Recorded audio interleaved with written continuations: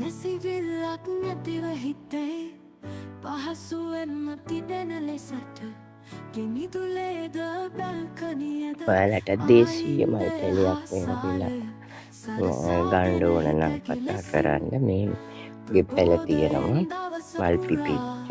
ඒ වගේම මේ වගේ පැලක් තියෙනවා මල් පිපිලා ගන්න පුළුවන් ඔයාලට. ගොඩක් ලොකුවට මල් පිපෙනවා මේ වගේ. මේ වගේ ලස්සනට මල් පිපෙනවා. මල් දැන් 7ක් 8ක් විතර තියෙනවා. මේ වගේ බයි කලර් වෙනවා මල් දිගට. බයි කලර් වෙලා හැදෙනවා ලොකුවට. මේ මලේ පාට මේ පාට තමයි.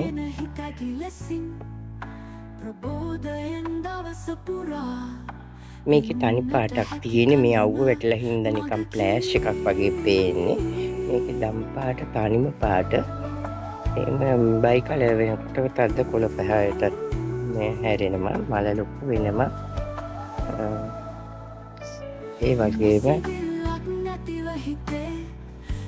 ලස්සනට ගෙදර මිදුලේ අලංකාරය සඳහා වගම් කරන්න හොඳයි. මේක ඇත්තටම මේ පහසුවෙන් හදා ගන්නත් පුළුවන්. පැලත් ගොඩක් බෝ වෙනවා.